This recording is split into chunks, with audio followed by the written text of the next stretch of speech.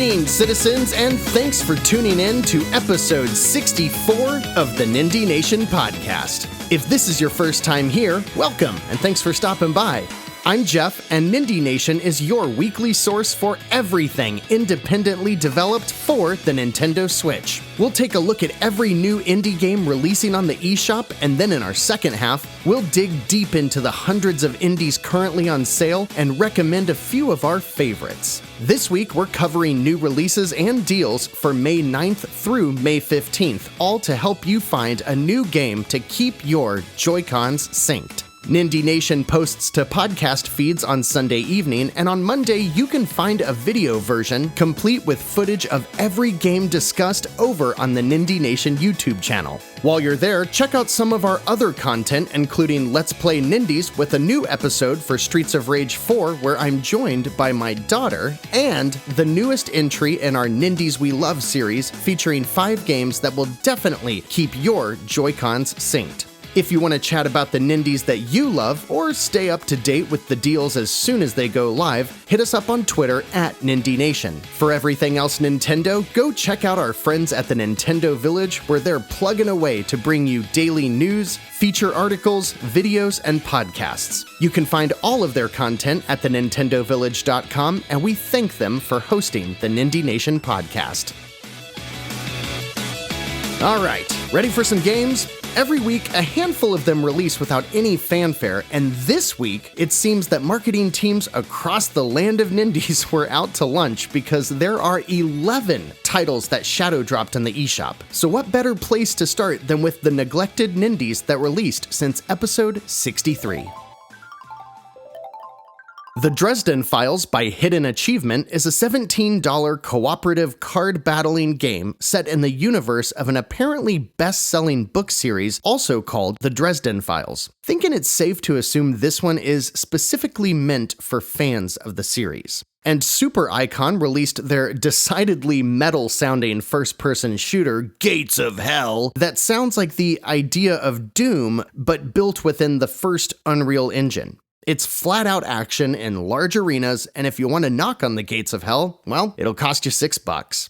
Last week, mobile indie developer Insane Code released their first Switch title with 80s Overdrive. This arcade racer aims to put you right back in the arcade as you race through pixelated 80s-inspired levels a la Outrun or Cruisin' USA. I think I prefer the modernized retro style of Horizon Chase Turbo myself, but for only $9.99, 80s Overdrive could be worth checking out for yourself.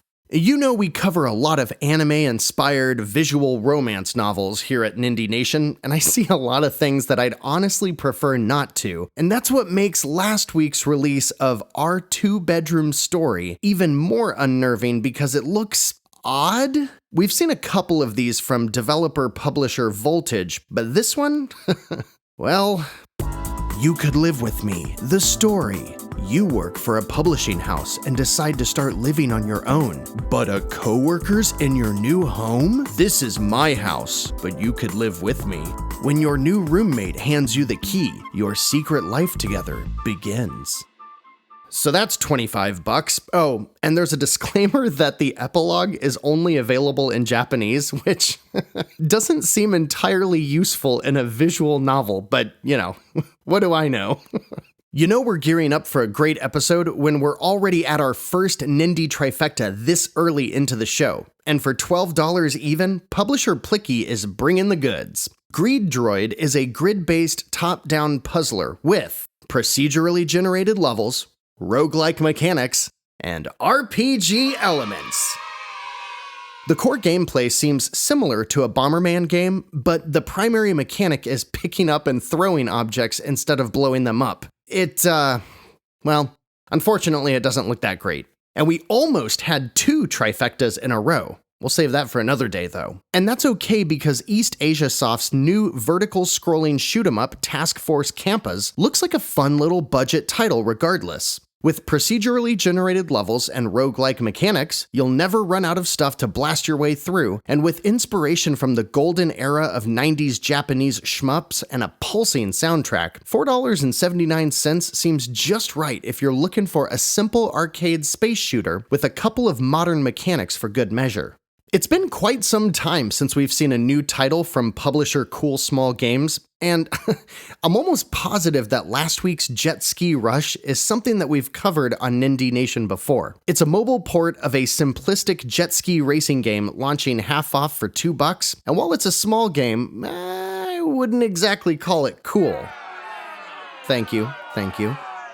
And Radaleka's title from last week is Read 2, the retro 2D platformer developed by PX Link. Read 2 brings 52 stages full of secrets to find and dangers to avoid, and is accompanied out of the gate with a 20% discount for $3.99.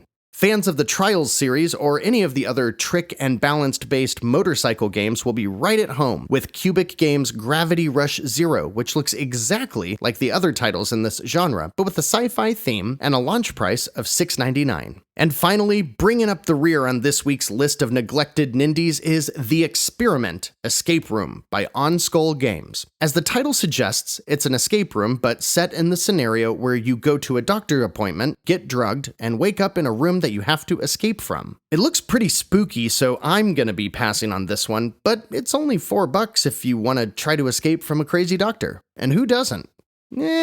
80s Overdrive and Task Force Kampas look alright, but they're both in crowded genres full of great games at a similar price, so I'm not really seeing any standouts from last week's neglected Nindies. If any of those do sound up your alley though, let me know on Twitter @Nindie Nation and let's talk about it.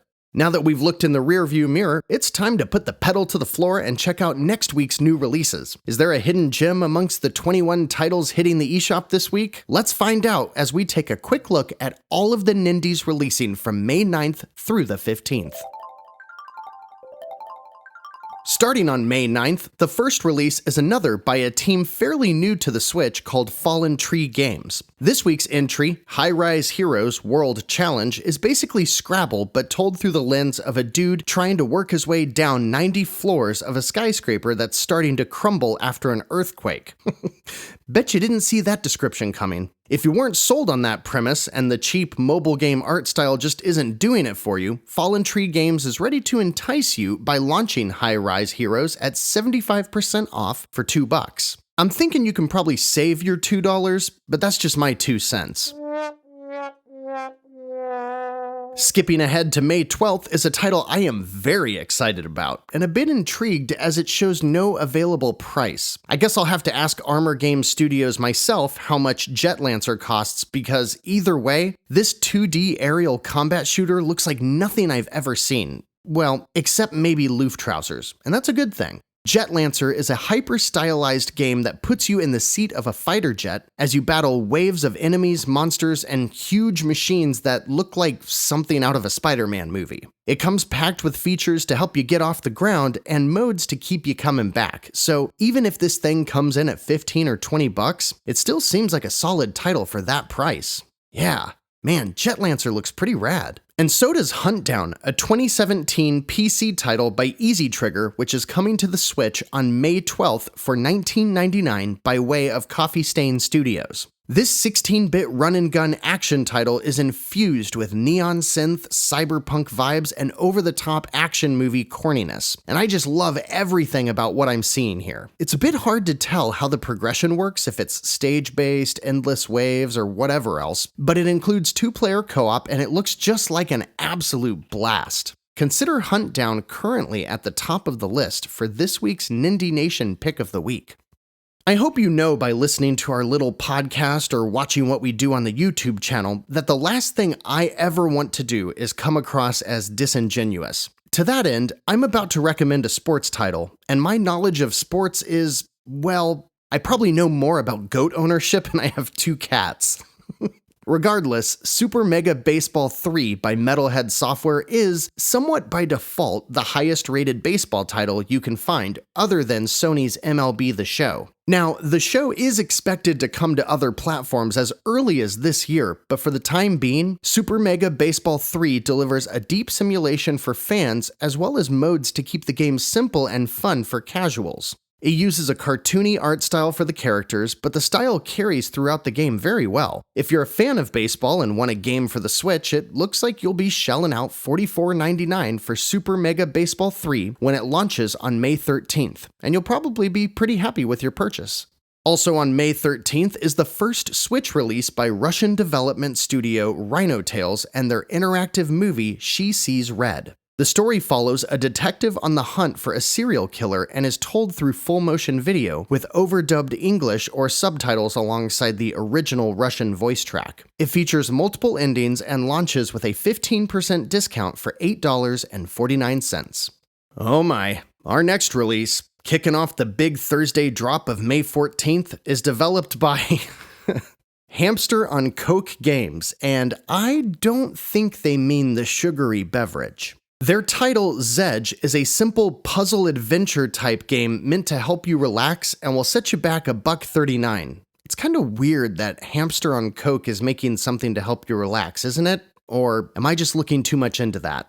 The same day, Storybird releases their vertical scrolling shoot-'em-up Wolf Flame for $6.99 and provide no trailer and no game description. Based on the screenshots, I'd say you could probably do a lot better with $7 if you're looking for a shmup, and I'd recommend upping that to $10 and picking up Skyforce Reloaded, which you can find a Let's Play of on the Nindie Nation YouTube channel. And Storybird isn't done yet because they have another release on the 14th, accompanied by hardly any helpful information, and that release is Armed 7DX, which is a side-scrolling mech shooter for $7, and it does not look good at all. And if you thought we were moving on, there's one more. That's right, Storybird is releasing another shoot-'em-up on the 14th because why release one game when you can release 3 similar titles on the same day to compete and cannibalize on each other's sales? This one is called Satazius Next, I think. It's also $7, and while this side-scrolling shoot-'em-up looks better than the other 2 Storybird releases,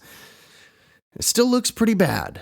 I can tell, however, the next game isn't by Storybird, mostly because the description for Ion Fury contains helpful information about the game. Go figure. If you haven't heard, Ion Fury used to be called Ion Maiden until the band Iron Maiden threatened to sue based on the name, because nothing screams metal like litigation. Ion Fury has seen a decent amount of media attention because it's developed by the team at 3D Realms who created the original Duke Nukem 3D, and Ion Fury looks exactly like Duke Nukem 3D, but in a slightly more cyberpunk world. If you're in the mood for a completely traditional 90s style first-person shooter, you can't get much closer than Ion Fury, but I do think it's a bit overpriced at $24.99, so maybe wait for a sale on this one.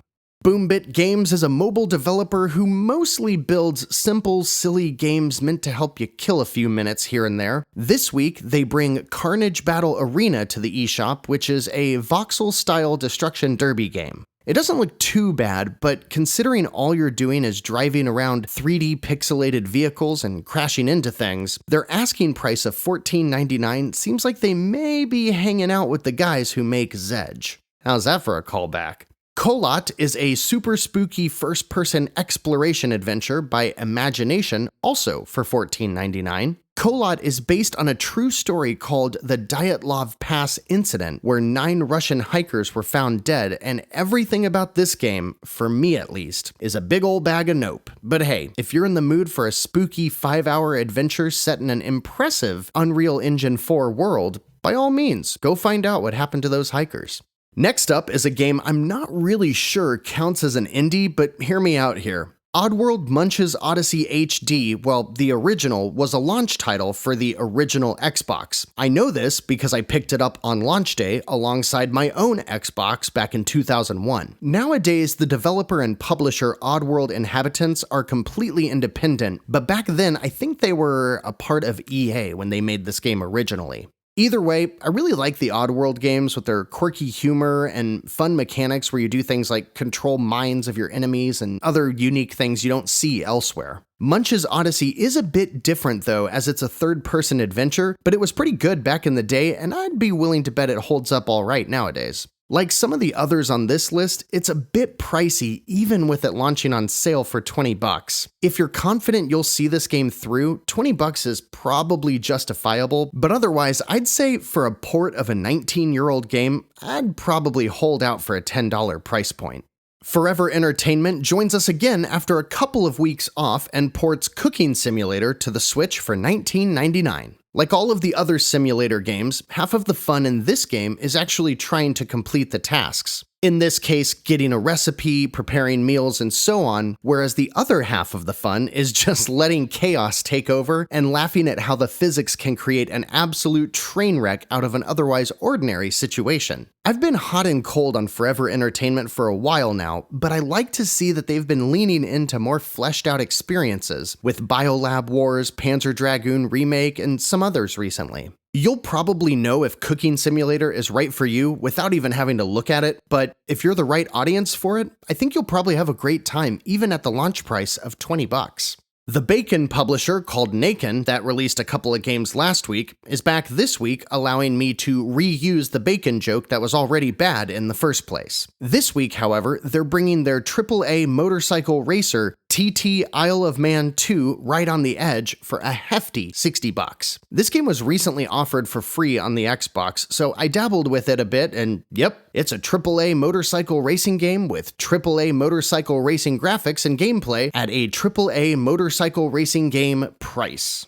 But it's an indie. Quite the roller coaster so far this week, huh? We get some highs, and then we get some lows, then we go through a corkscrew and a sharp right turn that jacks up my back because I'm way too old to be riding roller coasters, but hey, I can't disappoint my kids, so I'm just gonna... Rounding out the week on Friday, May 15th are 5 more titles, and then we'll get into this week's Nindie deals. So let's just forget about that little tangent from a moment ago, and we'll dive right into not only a Nindie trifecta, but an award-winning Nindie trifecta by Playdigious and Amplitude Studios called Dungeon of the Endless. In this top-down blend of dungeon crawling and tower defense, we've got procedurally generated levels, we've got roguelike elements, and while they're light, we have RPG elements.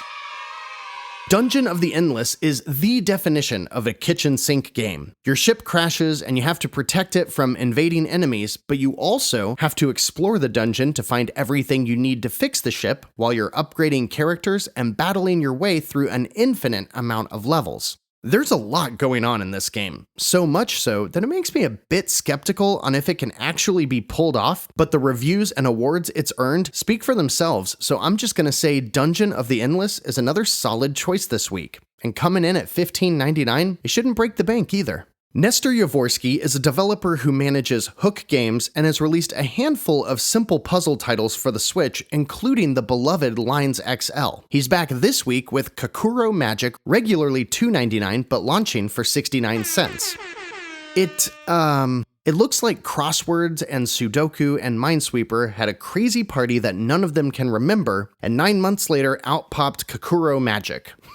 His games are usually pretty solid though, so don't hesitate to check it out. The Elemental Castle is an old cinematic platformer from 1987. I think it was released on the ZX Spectrum or maybe the Commodore 64, one of those consoles that had way more popularity in Europe than here in the States. Anyways, it's getting a quote-unquote remaster and bringing its 2-bit cinematic graphics to the Switch on the 15th, and honestly, it looks pretty cool. I love that era of consoles and their color palettes that would only fly in the 80s. If you're interested, you can check it out for $15, but I'm also willing to bet that TFL Studios puts this one on sale soon. So if you're not a hardcore The Imperial Castle superfan, maybe wait for that price to drop. Thy Sword is the name of this week's Ratalaika game, and it's bringing a rare $10 price point to the table, which we usually don't see from Ratalaika. But I think this week's release brings a little more to the table than we usually see from the publisher regardless. Thy Sword is a retro arcade single-screen hack-and-slash game that supports 2-player co-op and kind of works like a gauntlet. You see how far you can get in each level, you get to upgrade your abilities as you progress, and the levels are... Wait a second. This hack-and-slash game has procedurally generated levels, roguelike mechanics, and RPG elements. Phew, I'm gonna wear out that soundbite this week. Poor cheering kids, it is definitely past their bedtime. And finally, good old Jandusoft, purveyors of fine games that use cheap assets to copy popular titles. They're back this week with a game that is essentially Celeste, but with a really low-effort art style. Emma, Lost in Memories, has you chasing an owl and wall jumping, dashing, and platforming your way through challenging single-screen stages, and it's $8. But just play Celeste, or Daggerhood if you want something cheap.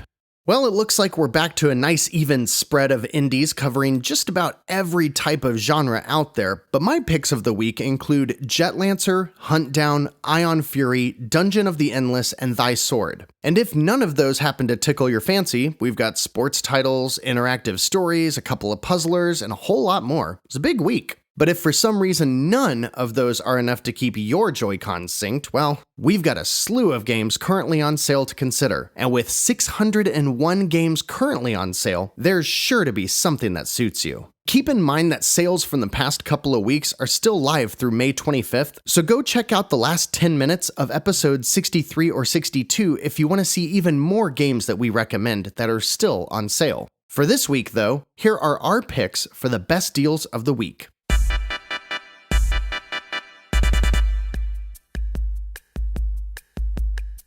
Flat Heroes is a fun but challenging platformer that just isn't adequately expressed through trailers, and I really enjoy it, especially in co-op. If you're in the mood for a challenging action platformer, go check out Flat Heroes while it's 80% off for $1.99.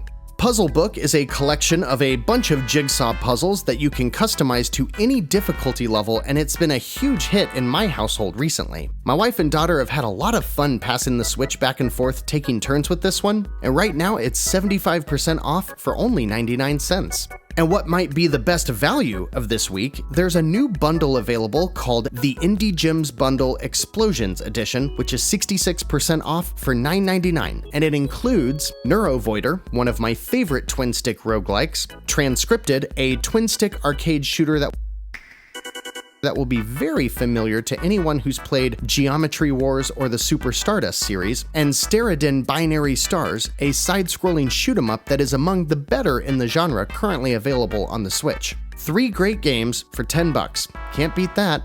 And citizens, Biolab Wars is your must-buy for this week. It's basically Contra, a retro run-and-gun game but with a good sense of humor and a couple reasons to dive back into the 45-minute story after you beat it the first time. There's a Let's Play over on the Nindie Nation YouTube channel, and I wholeheartedly recommend Biolab Wars, which is 75% off right now for a measly 49 cents. Farah Belle is such a cool game. It's an RTS or real-time strategy game, but you start out at level 99, and after each mission, you must sacrifice parts of your skill tree and experience.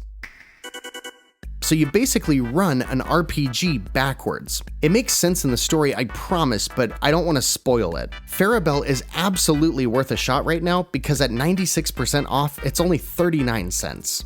Galaxy Champions TV is the one that I picked up this week and is a twin-stick shooter by Silesia Games that plays exactly like the classic Smash TV, but with a couple of modern additions. There's a demo too if you want to try it out, but it's otherwise 72% off for $1.95.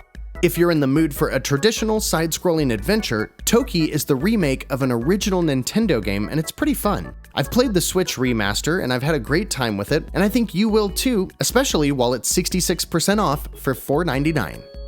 One of my favorite JRPGs of the last generation is actually a passion project by the director of Far Cry 3, and that game is Child of Light.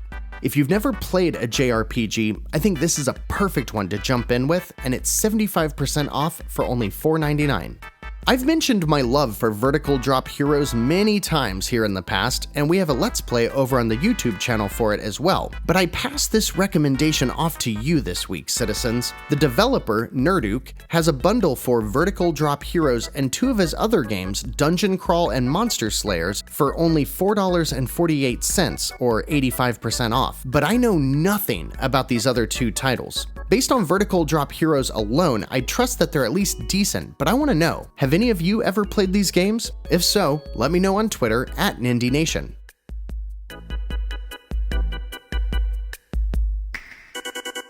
In the most recent Nindies We Love video, which you can see now on the YouTube channel, we showed off 3000th Duel, the modern Castlevania-like release that I have really fallen in love with. And right now, it's 30% off for $10.49 and brings with it a strong Nindie Nation recommendation. And finally, a game I will forever recommend and the Nindie Nation 2019 Game of the Year, Children of Morta is back on sale for $14.73, which is 33% off, and this game just received its second significant DLC edition with more on the way. In my review of the game for Nintendo Village, my only criticisms were the lack of in-game content, and now there's a bunch more within the game and a whole new area to explore after the credits roll, in addition to a brand new New Game Plus mode. So go buy this game, because Children of Morta is the kind of game that even if you aren't a fan of dungeon crawling hack and slash games, I think Children of Morta could win you over.